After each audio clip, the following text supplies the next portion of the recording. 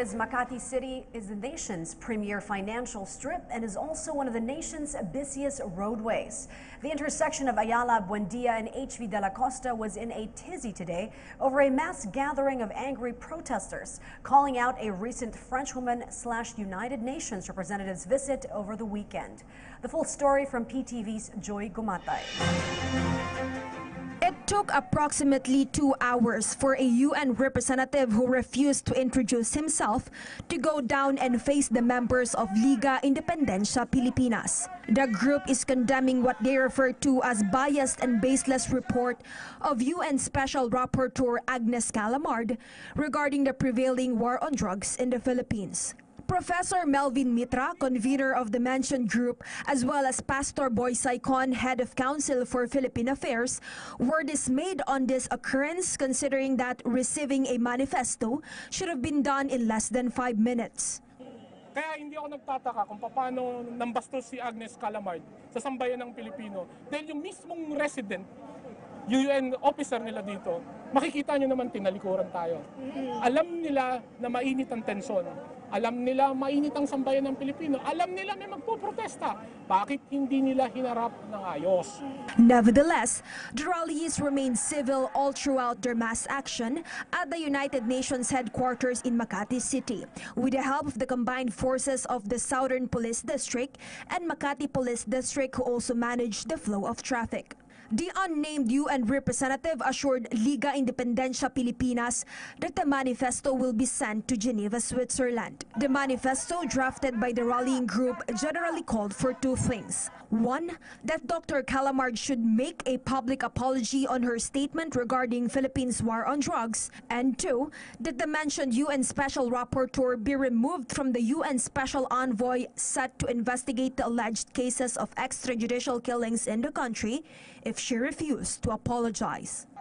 You cannot preempt what is ongoing today in the assessment in Geneva. Para bang sa judicial system, wala pang probable cause, kinondemn na niya yung sistema. Liga Independencia Pilipinas made certain that their campaign supporting President Rodrigo Duterte's war on drugs will continue. This is because their families share the commonalities of being victimized by illegal drugs and are now taking advantage of the rehabilitation program of the government. The arrival, brief stay and quick departure of United Nations Special Rapporteur Agnes CALLAMARD for an alleged participation in a forum sponsored by the country's Commission on Human Rights over the weekend did not sit well at all with many Filipinos. Her few pronouncement on President Rodrigo Duterte's all-out campaign against illegal drugs only threw fuel to an already raging collective fire from protest groups like this one that endured the sizzling heat and sweltering humidity in the nation's financial district to call for her banishment in perpetuity to the country. PTV's Kirby Cristobal has more. Declare her persona non grata. This was the request of the Liga Independencia Pilipinas to the UN Special Rapporteur Agnes CALLAMARD, who visited the country last May 5 to investigate alleged human rights violation. CALLAMARD was supposed to leave the Philippines today to submit all gathered information to the United Nations during her stay. This was the reason for the protest held by the new multi-sectoral coalition, Liga Independencia Pilipinas, whose most members are from the youth sector, who called to condemn the reported comments of CALLAMARD to the government war on drugs. Nakadamage yung statement ni CALLAMARD doon sa reputasyon ng buong Pilipinas. Yung integridad, yung soberenya at reputasyon ng buong Pilipinas, dinamage niya. Kaya sa amin, ayaw na namin makita ang pagmumukha niya, ayaw na namin tumungtong siya dito sa Pilipinas unless she makes a public apology. Second, panawagan namin ngayon, tanggalin na siya as US Special Envoy. Mitra added that the Special Envoy report was biased and CALLAMARD did not even consulted any government offices of the result of her investigation about the illegal drug menace in the country.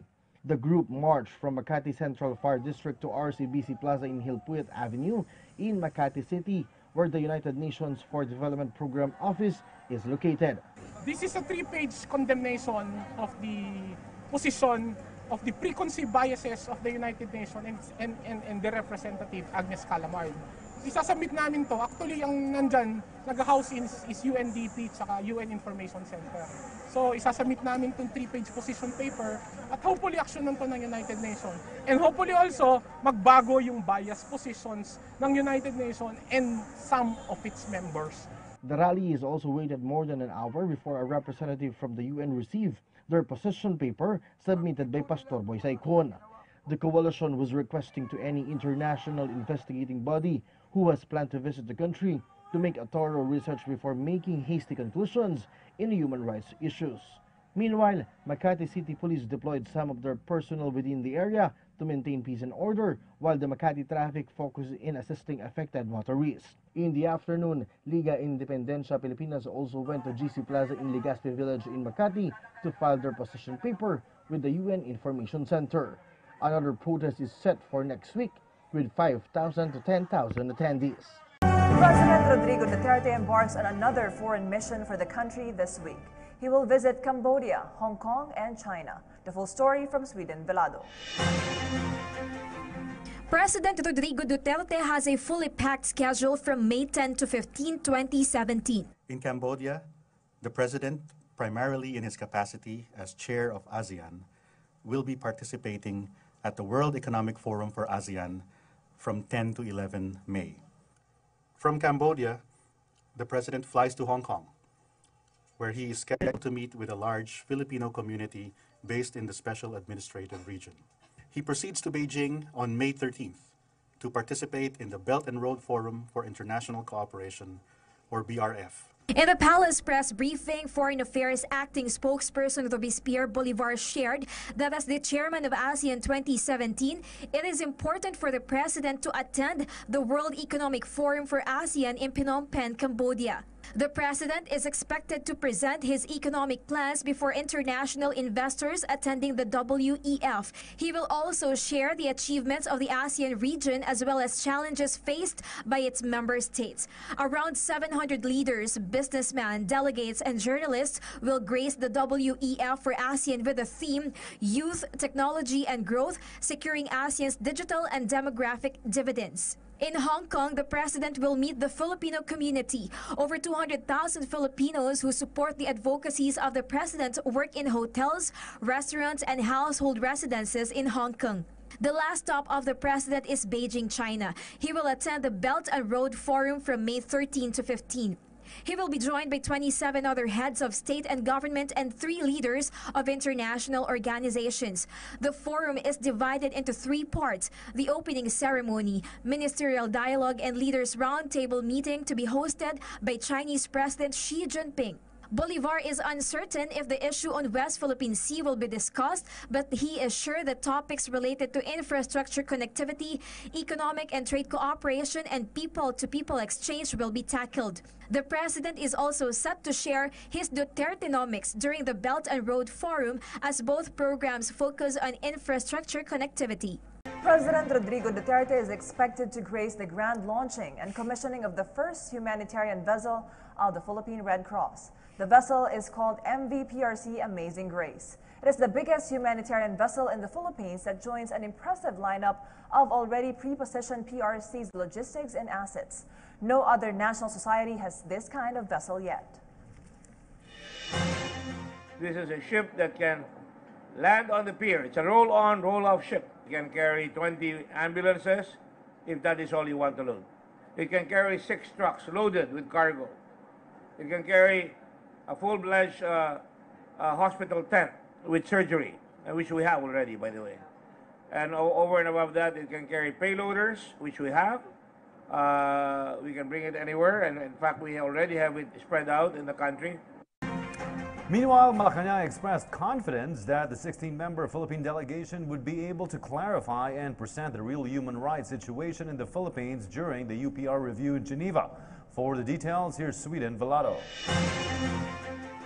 The Philippine delegation presented today before the United Nations Human Rights Council in Geneva, Switzerland, the significant achievements of the Philippines in upholding and protecting human rights. Senator Alan Peter Cayetano and Deputy Executive Secretary Minardo Guevara led the delegation in highlighting the human rights situation in the country during the 3rd cycle of the Universal Periodic Review.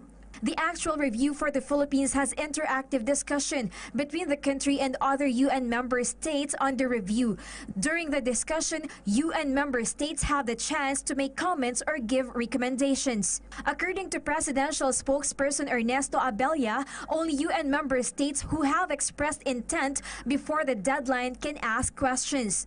Meanwhile, Chief Presidential Legal Counsel Salvador Panelo is confident that our delegation will be able to clarify and explain the real human rights situation in the country. All the information provided to the UN arising out of newspaper reports and criticisms from the detractors of the president are false. If not false, exaggerated. And they brought with them documents to disprove all of that. A suspect in the April 28 Quiapo bomb blast is now in police custody. The suspect was identified as Abel Macaraya. The suspect was presented to members of the media by Manila Police District Chief Jose Coronel, who stressed that the incident was a local peace and order problem. More of this report from Dayan Queret. One of the 4 suspects in explosion in Quiapo last April 28 is now in custody of the Manila Police District. This was after suspect identified as Abel Macaraya was arrested and detained in MPD. Macaraya is facing charges of multiple murder, frustrated murder, and illegal possession of explosives. MPD says that Macaraya is willing to cooperate with authorities. Wala naman ako kasalanan doon, inadamay lang ako sa yung ginagawa nila. Kaya ako para linisin ko yung ko. Kasi naghahanap buhay ng mga kami doon, may pwesto pa kami doon, sa katabi ng sumabog. According to the investigation, revenge was the root of the incident. This was because Macaraya's minor relative was allegedly mauled by Kahulugan brothers who own a stall in Quiapo. MPD reiterates that the terrorist group ISIS has no connection in the incident. Tinanong ko po si Abel, pati yung mga members ng family nila, kung may kaugnayan sila o relasyon sa ISIS, ang sabi naman po ay wala. MPD is conducting follow-up operations on the 3 other suspects identified as Raymond Mendoza, Ali Moro, and a certain Saro. MPD meanwhile assures that Quiapo is safe and there is continuous police visibility in the area. Police will remain on the ground. Constant visibility patrols will be conducted. Checkpoints on all entrance and exits of the area will be maintained. So these are our courses of action right now. Police authority also asked the cooperation of the public to report to authorities if in case they see suspicious persons or packages. PNP Chief Ronald De La Rosa says all angles are being looked into in the twin bombings that killed 2 persons in Quiapo District in Manila over the weekend. But De La Rosa ruled out terrorism in the incident. Lala Babilonia reports. The Philippine National Police has ruled out terrorism as a possible motive behind the twin bombing that happened in Quiapo last Saturday. PNP Chief Ronald Bato De La Rosa also stood on the police's recent statement that the twin bombing was not in any way connected with the April 28 explosion that happened in the same place where one of the suspects was already nabbed. Such claim was earlier blasted in the Congress. However, De La Rosa just shrugged it off. Well, we respect his findings, we respect his opinion, but kami sa PNP, we stick to the facts na nakukuha natin sa investigation. And we stand by our claim that these are isolated cases. The main angle the PNP is looking at is personal grudge against the target, Attorney Nacer Abinal. The police also considers Grab Express driver and courier Mark Anthony Torres as a victim. Following this, De La Rosa suggested that transport couriers should be more keen on the packages they accept. Meanwhile, De La Rosa confirmed that he will not dismiss any NCRPO and MPD official despite the incident. However, De La Rosa expressed his apologies to the public. Pero yan, wala nakaka-control dyan . Yung ganyan, personal lang kasi yan. Personal. Hindi mo pwedeng gwardiyahan lahat ng tao dyan na pwedeng gusto magpapasabog. De La Rosa also assured the public that the police force will be on top of the situation. Yes, on our part sa PNP naman, we can explain our side. Ang other intelligence agencies outside of PNP, they should be given also their time to explain bakit nangyari yan. Hindi kami naghanap ng alibay. Talaga may sumabog. Well, very sorry, nalusutan tayo. Meanwhile, DELA ROSA allayed fears of Catholic devotees attending religious activities at Quiapo Church. The PNP chief assured that Quiapo Church has its own security measures. He also added that parish officials regularly coordinate with the Manila Police District. Meron na silang in place na security measures at sinusuportuhan ng MPD, Manila Police District. Napansin ba ninyo na pag nagsimba kayo sa Quiapo, hindi kayo makatawag ng... Meanwhile, former AFP Chief Roy Cimatu is the new head of the Department of Environment and Natural Resources. President Rodrigo Duterte administered the oath of office to Cimatu this afternoon. Executive Secretary Salvador Medialdea earlier confirmed President Rodrigo Duterte had chosen the former general to replace Gina Lopez, whose designation was rejected by the powerful Commission on Appointments last week. In a statement, presidential spokesperson Ernesto Abella expressed confidence that Cimatu will faithfully serve the interests of the country and the Filipino people in his capacity as the new DENR secretary. Cimatu had served as special envoy to the Middle East. Also today, Malacanang announced the appointment of Nestor Espinilla Jr. as governor of the Bangko Sentral ng Pilipinas. President Duterte named Espinilla to replace outgoing BSP chief Amando Tetanco Jr. The announcement was made on the sidelines of the 15th cabinet meeting at the state dining room of Malacanang.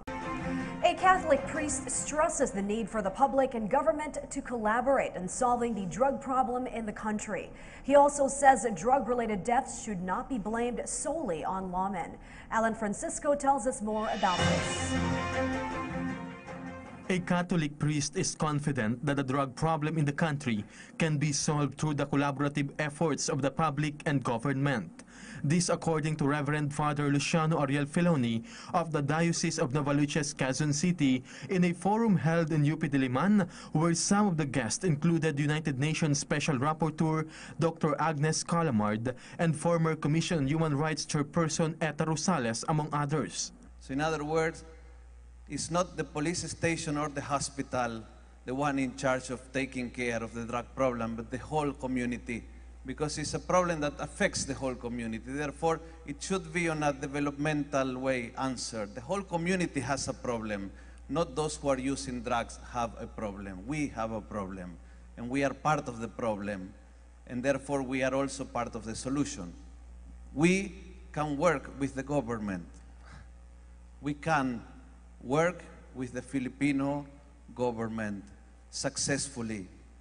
It's difficult, but it's possible. Felony cited a program which they started in some places in Metro Manila where they offer rehabilitation programs for drug addicts who want to change and whose first batch of their participants have already graduated. They also offer livelihood program for those who have undergone rehab. Felony also reiterated that all death cases in the country should not be blamed only on policemen. I think it helps when we equate all the killings and we charge them to the police. I think that greatly offends the police officers.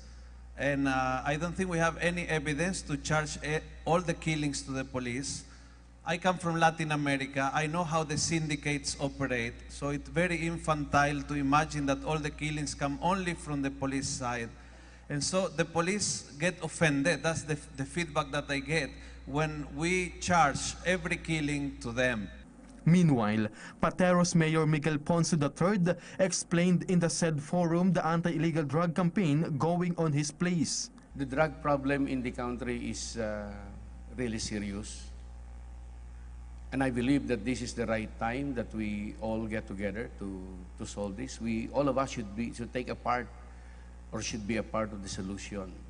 We also have our rehabilitation outside the rehabilitation center. We call this the community-based treatment that is being promoted by the DOH and the DILG. We also have the component on livelihood, the spiritual, the physical. Felony and Ponce also emphasized their opposition to the alleged extrajudicial killings, which is also being strongly opposed by the government.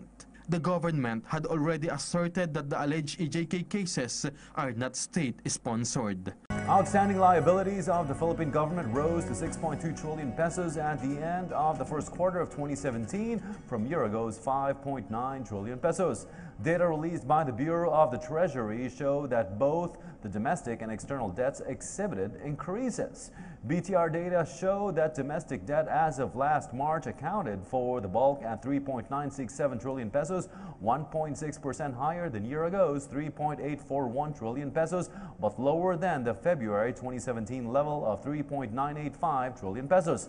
The Bureau of Treasury said issuance of government securities accounted for majority of domestic liabilities at 3.966 trillion pesos. With us tonight in the PTV studio is Undersecretary Erickson Balmes of the Department of Justice. Good evening, Yusek Balmes, and welcome to PTV News. Good evening, Ms. Cathy, and good evening to our viewers. Sir, what exactly is the active role of the Department of Justice in the administration's campaign against illegal drugs? Well, there are several functions of the DOJ with respect to the war on drugs of the government. For the apprehension and investigation, the NBI, the National Bureau of Investigation, is involved in the case build-up and in the apprehension of people who participate in illegal drugs. On the prosecution side, our prosecutors are responsible to seeing to it that the efforts of our people who apprehend illegal drug users and illegal drug people who transact in illegal drugs do not go scot-free by successfully prosecuting the cases that are filed in the courts. Beyond that, because we have a problem also with the drug deals in our Bureau of Corrections, we intensify our efforts. The Bureau of Correction is part of the DOJ family, and we do our best to intensify the efforts to curb the sale and transaction of drugs that are transacted inside the Bureau of Corrections and all our penal colonies. Speaking of which, former DOJ Secretary Leila De Lima was caught in the mire of illegal drugs when she was allegedly involved in the trade inside the National Bilibid prisons. What is the update on the case on this? Well, the case is still pending with 3 regional trial court branches in Muntinlupa, and we all know that there's still a Supreme Court case where former Secretary De Lima is challenging the jurisdiction of the DOJ, but that is all I can comment for now because it's still pending with the courts. Sir, the regional trial court in Muntinlupa City dismissed the petition. How does this relate to the ongoing case? Well, Cathy, the DOJ has already sought reconsideration of the ruling of the Muntinlupa Regional Trial Court, but we are still confident that since the court will still decide the mother case based on the evidence that we will present, we have yet to present our evidence in a full-blown trial, we still believe that our case is still very strong. The decision of the court not to consolidate did not even tackle the evidence yet to be presented. After the revelations at the situation of the NBP, how is the National Bilibid prisons now? Last time we heard staff members were stationed there to really revamp the whole system. Are they still there? The SAP are still part of the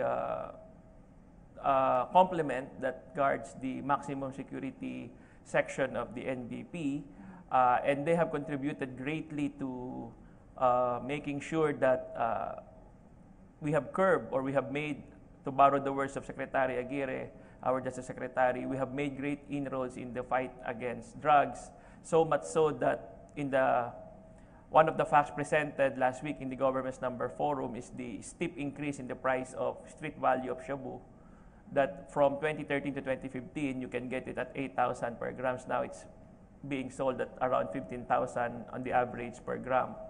Over and above that, we have made great inroads in the confiscation of drugs and other paraphernalia used, particularly cell phones, and we have also installed proper protocol to avoid drugs from being transacted inside the Bilibid prison. Some I cannot discuss for security measures, but we have greatly made inroads greatly dented the ability of these drug lords to conduct or peddle their wares freely. And of course, at the moment, the talk on the EJ case have been very hot. What is your take on this? Well, when it was revealed that there are a lot of cases being filed with the Department of Justice that has not been acted upon, I specifically requested for a data update on that. And we found out that with the DOJ, there are only 219 cases of EJK that are pending with us, contrary to what has been released by some sectors. Now, for EJK, number one, we believe that there is no government-sanctioned killings. It could be attributed to a lot of factors, but EJK, in the sense that it is ordered by the government to forward or move forward this war on drugs, is not a policy that this government or this administration is going to pursue. More particularly, we at the Department of Justice will not tolerate that. We have yet to see, we have yet to hear a verbal or express order that we should tolerate that, and we will not be a party to it. Sir, what can we do about this misinformation that is not only tainting the reputation of the Philippines locally, but internationally as well? Come again? What can we do about the misinformation, about the number of extrajudicial killings, which is tainting the reputation of the Philippines locally and internationally as well? Last week's number forum is one step forward.